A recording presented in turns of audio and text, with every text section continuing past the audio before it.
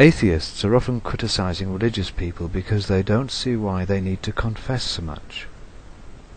Perhaps there's a different way of looking at this. Let's say that the need to say sorry when you consider that you've done something wrong is a natural human desire, nothing to do with religion, simply hijacked by cynical religious clerics as a means to control the flock. You feel guilt? We'll forgive you. Problem solved. You got dirty laundry to wash? We'll supply the washing powder. All contents passed by the highest quality inspector in the universe, and 100% soul-back guaranteed to leave your filthy heart as clean as the day you were first born into original sin.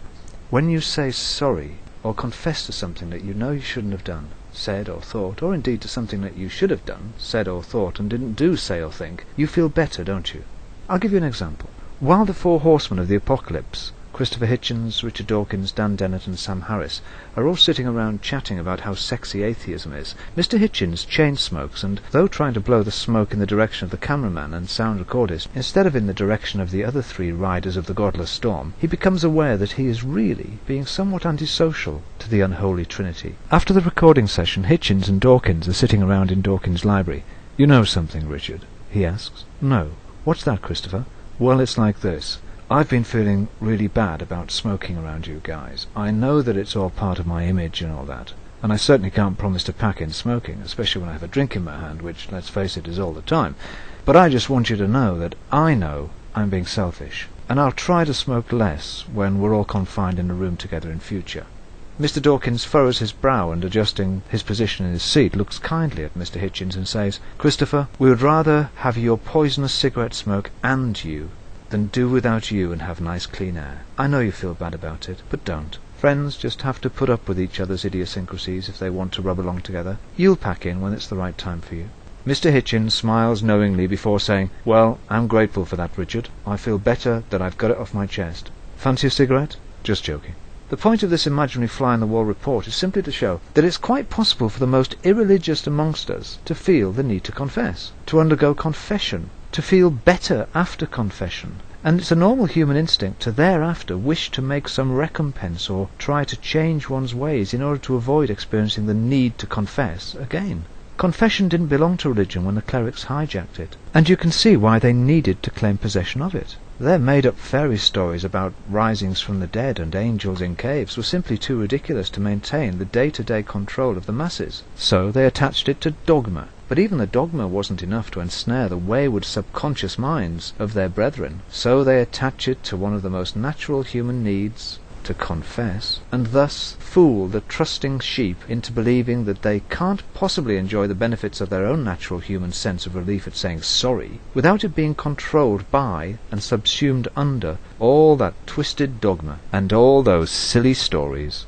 We'll loan you your own natural human right to address your own pathetic conscience for the duration of your stay in our hallowed confessionary, and thereafter you may subsist in the corner of your own life while we send in an army of mental squatters to remind you of how pathetic you are at ordering the contents of your own conscience. I'll repeat, confession did not belong to religion when the clerics hijacked it. It doesn't belong to them now.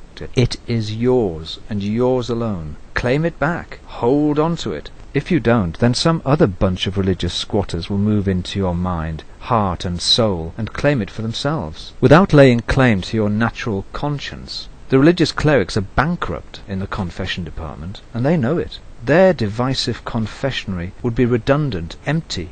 They would have to put out their pale-faced penitence peddlers to pasture, or to find proper jobs for them in the real world, where healthy children grow up into healthy adults, quite capable of negotiating their own route through the not-so-complex terrain of their own conscience. Don't be fooled that the conscience is a religion-given thing. It was there before religions ever claimed it.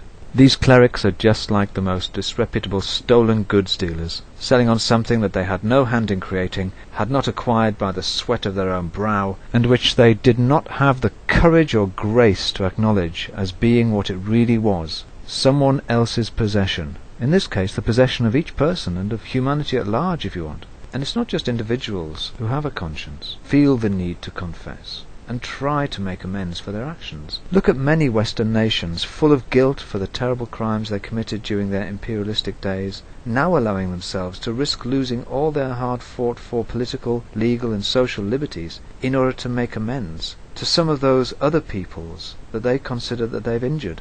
And I don't want to get political here. I just want to broaden our scope a little, so that it can be better seen that the glorious experiences of humanity as a whole really cannot be defined adequately by the narrow prescriptions and traditions of groups of self-seeking religious bullies. So whether you're religious or not, it might be that you're still with me on this one. You may even concede that all normal people, irrespective of how religious they are, to varying degrees enjoy a natural conscience, the natural ability to confess, that feeling of relief when they've unburdened their soul or just got something off their chest and able to put their best foot forward and try to be a better person, whatever that means, in the future. But that doesn't quite clear the issue up, does it? What about the list of things that we should feel guilt about? Those things that dogma teaches us are okay to feel bad about and to confess, and those things that we should try not to feel bad about and just go ahead and do. Well, no joy for religion being unique there either, I'm afraid. Some people are taught by one bucketful of clerics to feel guilty if they shave the wrong part of their heads. Others don't want you to feel remotely guilty if you kill every Jew you come across. Many non-religious people I know have equally bad consciences about the most bizarre of things, like not having invited dull next-door neighbours to a party, or of even keeping those nice-looking Mormon boys out on the front step when it was raining, although she couldn't really get them to be quiet for long enough to tell them that she wasn't actually interested in being converted that day, as her father had just died and she was trying to get on with organising the funeral. Form and content again. The form is the need to confess when you consider that you've done something wrong. The content is the actual thing that you think you've done wrong. Most normal and sane people have the form supplied by Mother Nature, but the latter, the contents, well, that can be supplied by anything from your natural mother to the Virgin Mother. We're all taught from childhood which contents of our conscience should be reabsorbed into our subconscious, and which we should spew out in the confessional. Arbitrary and relative. So drop the religious stuff. Turn your back on the cynical and self-seeking clerics. You're the master or mistress of your own conscience, and you don't need anything but a broad education and a willingness to be a better person for yourself and for humanity as a whole, in order to carry your own confessional around in your own head. And my question to you is this. The next time you feel the need to confess, will you do me a little favour? Try confessing to the mirror, or to someone else who loves you for who you are, and not for the dogma that you believe.